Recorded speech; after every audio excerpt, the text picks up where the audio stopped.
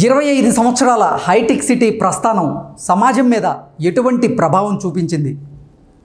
Hitech సిటీని అద్భుతంగా నిర్మించినటువంటి చంద్రబాబు నాయుడు మీద ఈ కృతజ్ఞత తెలపాల్సినటువంటి అవసరం ఉందా లేదా అనే అంశానికి సంబంధించి మనతో మాట్లాడేందుకు ప్రముఖ రాజకీయ విశ్లేషకులు రాజేష్ అప్పసాని గారు మనతో ఉన్నారు. ఆయనతో మాట్లాడదాం. సార్ నమస్తే. నమస్తే సార్. 25 సంవత్సరాల సుదీర్ఘ ప్రస్థానం ఉన్నటువంటి హైటెక్ సిటీ సమాజం మీద ఎంత ప్రభావం చూపించింది, అలాగే హైటెక్ సిటీని నిర్మించినటువంటి చంద్రబాబు నాయుడు మీద ఎటువంటి కృతజ్ఞత చూపిస్తుంది? చూపించాలా వద్దా అంటే ఏం చెప్తారు అసలు? ఇక్కడ సమాజం మీద ఒక హైటెక్ సిటీ అనే కాదు, చంద్రబాబు నాయుడు గారి పరిపాలనకు ముందు తరువాత 100కి 100 పాళ్ళు పోల్చి చూసుకొని సమాజంలో వచ్చిన మార్పుల గురించి చర్చించుకోవాల్సిన అవసరం ఉంది. మీకు నేను ఒక ఎగ్జాంపుల్ చెప్తా. 1987 to 91 మా తమ్ముడు గుంటూరు ఆర్వీఆర్ ఇంజనీరింగ్ కాలేజీలో ఇంజనీరింగ్ చదివాడు. ఆ రోజుల్లో పరిస్థితి ఏంటి అంటే, ఈ ఆర్వీఆర్ ఇంజనీరింగ్ కాలేజ్ అనేది కూడా 1985లోనే ఎస్టాబ్లిష్ అయింది. వీళ్ళు 3వ బ్యాచ్. ఆనాటి గుంటూరు జిల్లాలో ఉన్నాయి 2 ఇంజనీరింగ్ కాలేజీలు. ఇది కాకుండా బాపట్ల ఇంజనీరింగ్ కాలేజ్ ఒకటి, వడ్డేశ్వరం దగ్గర ఉన్న కోనేరు లక్ష్మయ్య ఇంజనీరింగ్ కాలేజీ. ఆ 2 తర్వాత ఇది 3వ కాలేజీ. ఈ కాలేజీ మా తమ్ముడు వాళ్ళు చదువుకుంటుండగానే చిల్లూరుపేటలో చుండి రంగనాయకులు ఇంజనీరింగ్ కాలేజ్ అని చెప్పి 4వ కాలేజ్ వచ్చింది. ఇవాళ పరిస్థితి ఏంటి? ఇవాళ ఎన్ని ఇంజనీరింగ్ కాలేజీలు ఉన్నాయి? ఆ రోజుల్లో ఎట్లుండేదంటే, మేము చదువుకునే రోజుల్లో ఒక ఇంజనీరింగ్ చదువుకోవాలి అని అంటే ఎంసెట్లో ఎంత టఫ్ ఫైట్ ఉండేదంటే, చాలా లిమిటెడ్ సీట్లు. మొత్తం ఉమ్మడి రాష్ట్రం మీద 35-40 కాలేజీలు లోపుగానే ఇంజనీరింగ్ కాలేజీలు ఉండేవి, యూనివర్సిటీ క్యాంపస్లతో కూడా కలుపుకొని. ముఖ్యంగా ఫార్వర్డ్ క్యాస్ట్కి సంబంధించిన వాళ్ళకి యూనివర్సిటీ క్యాంపస్లో కనుక సీట్ రావాలి అని అంటే 1000 లోపు ర్యాంక్ వస్తేనే, 1000 లోపు ర్యాంక్ వస్తే కూడా కెమికల్, సివిల్ లాంటి బ్రాంచుల్లో దొరికేది. నీకు కంప్యూటర్ సైన్స్ కానీ, ఎలక్ట్రానిక్స్ అండ్ కమ్యూనికేషన్ కానీ, మెకానికల్లో కనుక రావాలంటే 500-600 లోపు ర్యాంక్ వస్తేనే సాధ్యపడేది పరిస్థితి ఆ రోజుల్లో.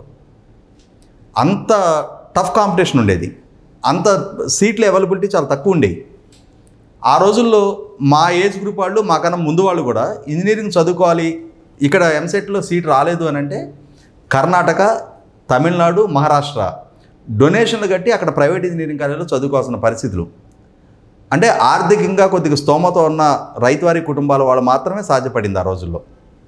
కొద్దిగా ఆ రోజుల్లో వాళ్ళకి తలకు మించి భారమైనా కూడా పిల్లలు చదువు కోసం అని చెప్పిన ప్రాధాన్యత ఇచ్చి అవసరమైతే 1 ఎకరం అమ్మైనా సరే చదివించారు ఆ రోజుల్లో. అంతకుమించి ఆప్షన్ లేదు. అటువంటి నేపథ్యంలో 91లో మా తమ్ముడికి ఇంజనీరింగ్ పూర్తయిపోయింది. ఎలక్ట్రానిక్స్ అండ్ కమ్యూనికేషన్లో తనకి బీటెక్ అయిపోయింది. ఉద్యోగ ప్రయత్నాలకు హైదరాబాద్ వచ్చి ఇక్కడ మ్యానుఫ్యాక్చరింగ్ సెక్టర్ ఇండస్ట్రీస్ చుట్టూ తిరగాల్సిన పరిస్థితి. అంటే ఎలక్ట్రానిక్స్ అండ్ కమ్యూనికేషన్ చదువుకొని బయటకు వచ్చినా కూడా ఆ స్ట్రీమ్లో జాబుల ఆపర్చునిటీస్ లేవు. కంప్యూటర్ సైన్స్ చదివి బయటకు వచ్చినా కూడా ఆ పర్టికులర్ స్ట్రీమ్లో ఉద్యోగ అవకాశాలు ఉండేవి కాదు. మామూలు ఒక మెకానికల్ ఇంజనీర్ లాగానే ఈ కంపెనీల దగ్గరికి వెళ్ళి మాకేమో జాబ్ ఆపర్చునిటీస్ ఉన్నాయి అని చెప్పి అడుక్కోవాల్సిన పరిస్థితులు ఆ రోజుల్లో. అటువంటి నేపథ్యంలో సర్వీస్ సెక్టర్, ఐటీ ఎనేబుల్డ్, వీటికి ప్రపంచవ్యాప్తంగా రాబోతున్న మార్పు చేర్పులు, వీటికి పెరగబోతున్న డిమాండు, సృష్టించబోతున్న అవకాశాలు, వీటిని గుర్తించి చంద్రబాబు నాయుడు గారు 1995లో ముఖ్యమంత్రిగా వారి బాధ్యతలు చేపట్టిన తర్వాత hitech city, Hyderabad information technology, Hyderabad information technology electronic city, నాకు తెలిసి అంతే హైటెక్ సిటీ అనేది. దాన్ని చంద్రబాబు నాయుడు గారు ముఖ్యమంత్రిగా బాధ్యతలు చేపట్టిన తర్వాత ఇప్పుడున్న ఆ సైబర్ టవర్స్ అనే రౌండ్ బిల్డింగ్ ఉంటుంది కదా, అది L&T వాళ్ళతోటి 11 నెలల్లో దాని కన్స్ట్రక్షన్ పూర్తి చేశారు. వాస్తవంగా చంద్రబాబు నాయుడు గారు ఇది ఆద్యుడు అని చెప్పని జరిగే ప్రచారానికి భిన్నంగా కాంగ్రెస్ పార్టీ వాళ్ళు ఏం చెప్పేవారు అంటే, 1992లోనే నేదురుమల్లి జనార్దన్ రెడ్డి గారు అక్కడ ఫౌండేషన్ స్టోన్ వేశారని చెప్పని చెప్తారు. నిజమే, ఫౌండేషన్ స్టోన్ వేస్తే ఉండొచ్చు. 92లో వాళ్ళు ఫౌండేషన్ స్టోన్ వేస్తే 94 దాకా కాంగ్రెస్ ప్రభుత్వం ఉంది కదా, మరి ఎందుకని నిర్మాణం టేకప్ చేయాల? అప్పట్లో మీకు ఇప్పుడు మైత్రివనం ఉంది కదా అమీర్పేటలో, ఇదే STPA అనే వాళ్ళు, software technology park of India అని చెప్పని మొత్తం హైదరాబాద్లో సాఫ్ట్వేర్కి సంబంధించి ఆ మైత్రివనమే ప్రధానంగా కేంద్రం. ఎస్టీపీఐ కార్యాలయం కూడా అందులోనే ఉండేది. కాంగ్రెస్ ప్రభుత్వ హయాంలో ఇది నిర్మాణం జరిగింది. మరి దీని నుంచి ఇవాళ ఉన్న స్థాయికి రూపాంతరం చెందే చొరవ చూపించింది అయితే 100% చంద్రబాబు నాయుడు గారే. సాంకేతిక విద్య ప్రాధాన్యతను తెలియజెప్పి ఉద్యోగ అవకాశాలు అంటే 91 నుంచి 93, 94 దాకా మా తమ్ముడు ఉన్నాడు కాబట్టి నాకు తెలుసు ఆ రోజు పరిస్థితులు.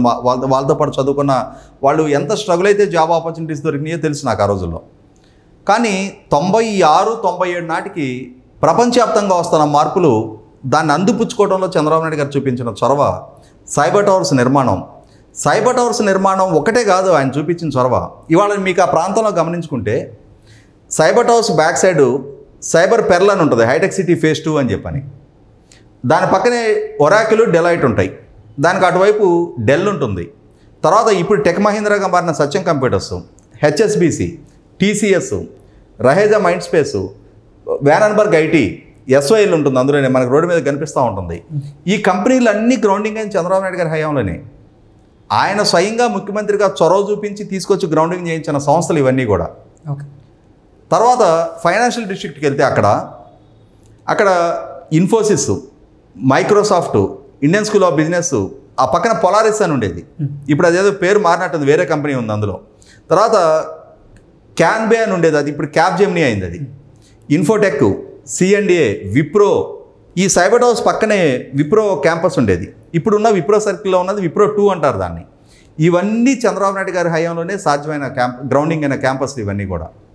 వీటి ద్వారా ఆ రోజులు ఏమైపోయిందంటే చదువుకొని బయటకు వచ్చిన ఏ ఇంజనీరింగ్ గ్రాడ్యుయేట్కి కూడా ఉద్యోగ అవకాశం లేకుండా లేని పరిస్థితులు ఉండే కాదు. దానికి తోడు ప్రైవేట్ రంగంలో ఇంజనీరింగ్ కాలేజీల సంఖ్య కూడా 1999లో రెండోసారి ముఖ్యమంత్రిగా చంద్రబాబు నాయుడు గారు బాధ్యతలు చేపట్టిన తర్వాత ఆలపాటి రాజేంద్ర ప్రసాద్ గారు టెక్నికల్ ఎడ్యుకేషన్ మినిస్టర్గా ఉండగా 350 ఇంజనీరింగ్ కాలేజీలు కొత్తగా ఆ సంఖ్యకు పెంచారు. అప్పటి వరకు ఉన్న 30-40 ఇంజనీరింగ్ కాలేజీల స్థాయిని. దాంతో ఏమైపోయిందంటే ఇంజనీరింగ్ చదువు వైపు రావాలి అనుకున్న వాళ్ళకి సీట్లు అవైలబిలిటీ చాలా విస్తృతంగా అందుబాటులోకి వచ్చింది. సామాన్య రైతు కుటుంబాలకు సంబంధించిన, రైతు కూలీలకు సంబంధించిన, బలహీన వర్గాలకు సంబంధించిన పిల్లలు కూడా చదువుకోగలిగి ఉండి ప్రభుత్వ ఉద్యోగాలు అందుకోవాలి అనుకున్న వాళ్ళకి ప్రభుత్వ ఉద్యోగాలు సాధ్యం కాదు కాబట్టి ప్రైవేట్ రంగం వైపు రావాలి అనుకున్న వాళ్ళకి అతి సులువుగా దొరికింది సర్వీస్ సెక్టార్. ఈ సర్వీస్ సెక్టార్లో ఆ సర్వీస్ సెక్టార్ అందించిన ఫలాలు ఇవాళ గ్రామీణ ప్రాంతాల్లో ముఖ్యంగా నేను వ్యవసాయం చేసిన రోజు గ్రామంలో నాకు పనికొచ్చిన రైతు కూలీగా నా పనికొచ్చిన కూలీ వాళ్ళ అబ్బాయి కొలకలూరు శోభన్ బాబు. నేను ఆ పేరు కూడా చెప్తున్నా. మాది పూర్వ గుంటూరు జిల్లా, చుండూరు మండలం, ప్రస్తుతం బాపట్ల జిల్లాలో ఉంది, వేటపాలెం గ్రామం. మా గ్రామంలో వాళ్ళ తల్లిదండ్రులు నాకు పనికొచ్చారు.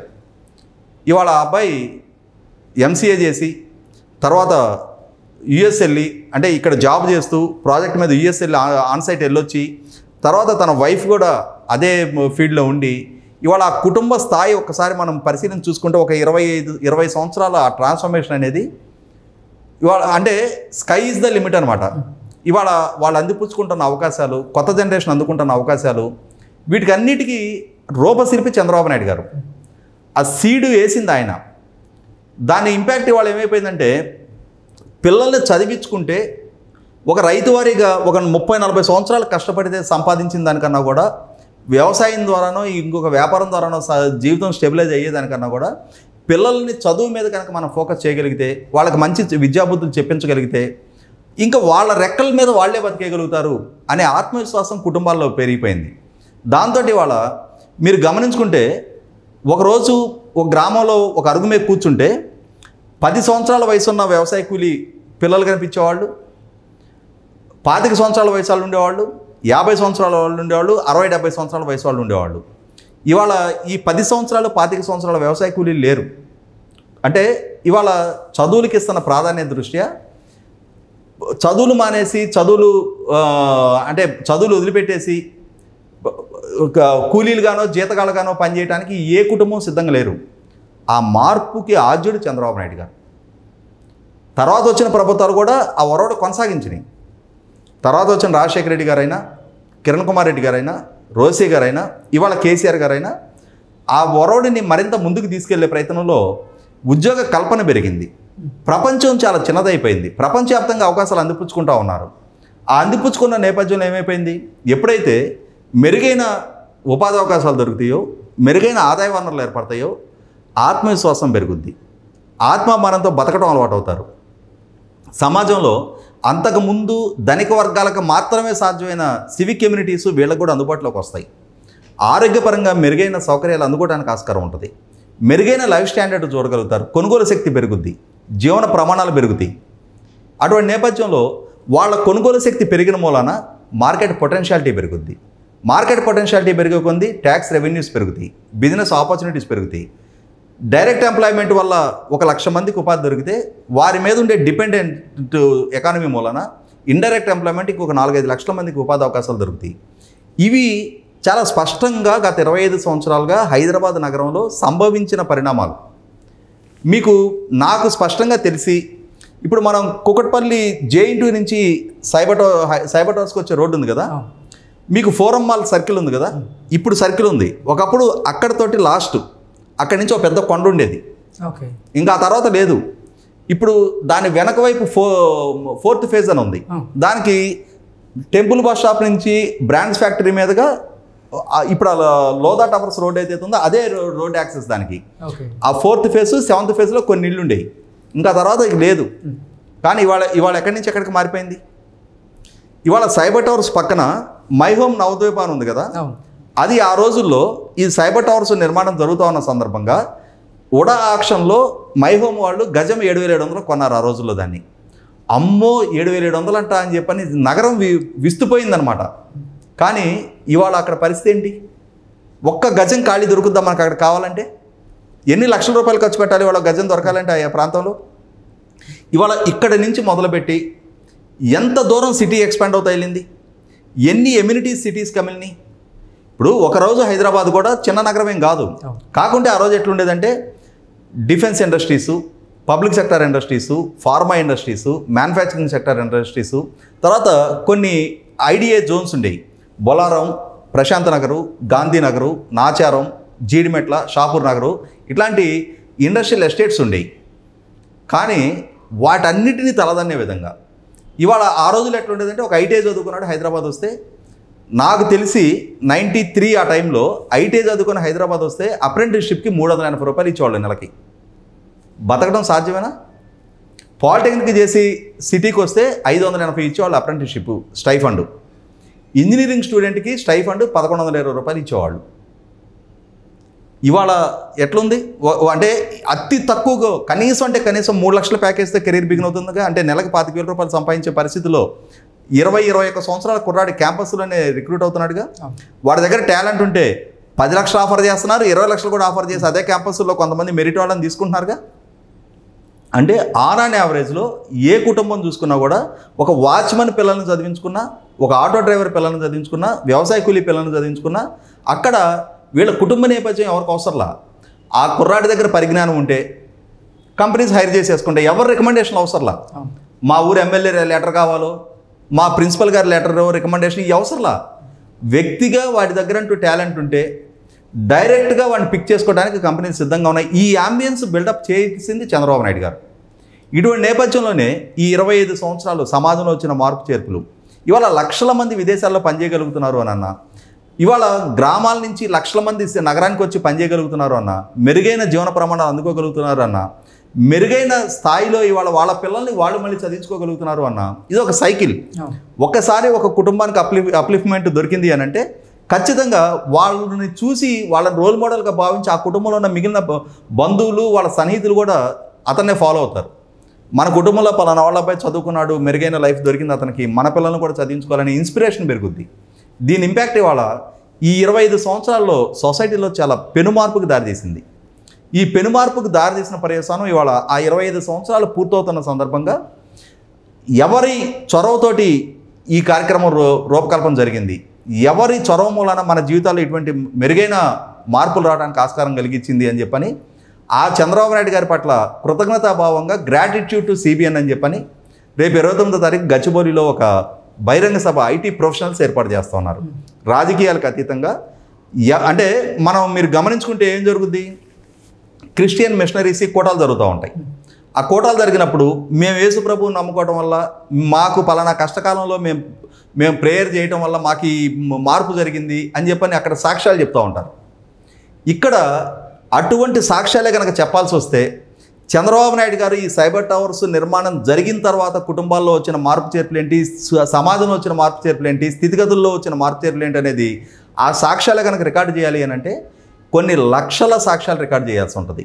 ఇవాళ శ్రీకాకుళం నుంచి అనంతపురం దాకా ఉమ్మడి రాష్ట్రంలో, ఇవాళ విభజన జరిగిన రాష్ట్రంలో అది దాని ఇంపాక్ట్ ఎక్కడి వరకు వెళ్ళిపోయిందని అంటే, కార్పొరేట్ ప్రపంచంలో కూడా ఆంధ్రప్రదేశ్లో మెరుగైన సర్వీస్ సెక్టర్కి కావాల్సిన హ్యూమన్ రిసోర్సెస్ అవైలబుల్ ఉన్నాయి అని చెప్పని ఒక బ్రాండింగ్ ఎస్టాబ్లిష్ అయింది. దానికి ఆ చొరవ చూపించిన చంద్రబాబు నాయుడు గారి పట్ల ఆ గ్రాటిట్యూడ్ చూపించడం కోసం యువత సంకల్పించడం. ఇవాళ ఏమనుకుంటామంటే మనం మానవ సంబంధాలు పలచబడ్డాయండి, అన్ని రిలేషన్స్ అన్ని కమర్షియలైజ్ అయిపోయినాయి అనుకుంటాం. ఇవాళ చంద్రబాబు నాయుడు గారు 2004 తర్వాత తెలంగాణ ప్రాంతంలో రాజకీయ పదవుల్లో లేరు. 19 సంవత్సరాల క్రితం ఇక్కడ పరిపాలన చేశారు ఆయన. అయినా సరే ఎప్పుడో 25 సంవత్సరాల క్రితం ఆయన తీసుకున్న నిర్ణయాల పర్యవసానం ఇవాళ మా జీవితాల్లో మెరుగైన ఫలితాలు అందించింది అనే కృతజ్ఞతాభావంగా ఇప్పటికీ ఆయన ఓడిపోయి ఉన్నారు, జైల్లో ఉన్నారు. అయినా సరే ఆయనకు ఆ కృతజ్ఞత తెలియజేయడం అనేది మానవతా పరంగా మన కర్తవ్యం అని చెప్పని భావిస్తున్నారు. కాబట్టి ఇవాళ చంద్రబాబు నాయుడు గారు సాక్షిగా మానవ సంబంధాలు పలచబడలేదు, కమర్షియలైజ్ అవ్వలేదు, స్టిల్ ఇప్పటికీ మానవ సంబంధాల్లో ఆ ఇంటెన్సిటీ ఉంది అనేది రుజువు చేస్తా ఇవాళ వాళ్ళు సంకల్పించుకుంటున్న ఈ ప్రోగ్రాం అనేది 100కి 100 సక్సెస్ అవ్వాలని చెప్పని, చంద్రబాబు నాయుడు గారి ఆ చొరవ కారణంగా మెరుగైన ప్రతి కుటుంబం తరపున ఇవాళ వాళ్ళ పిల్లలు యుఎస్లో ఉండొచ్చు, కానీ ఆ పిల్లలు యుఎస్లో ఉన్న ప్రభావం ఈ తల్లిదండ్రులు ఎటువంటి మెరుగైన జీవన ప్రమాణాలు అనుభవిస్తూ ఉన్నారు, వాళ్ళకి స్టాండర్డ్ ఎక్కడి నుంచి ఎక్కడికి పెరిగింది, ఇవాళ ఎటువంటి సివిక్ కమ్యూనిటీస్ వాళ్ళు ఎంజాయ్ చేయగలుగుతూ ఉన్నారు, ఆ పెరిగిన ఆదాయ వనరుల వల్ల వాళ్ళ లైఫ్లో దొరికిన కంఫర్ట్ ఏంటి అనేది ఫీల్ అవుతున్న ప్రతి ఒక్కరు కూడా ఆ గ్రాటిట్యూడ్ వ్యక్తం చేయాలని చెప్పని చేస్తారని ఆశిద్దాం.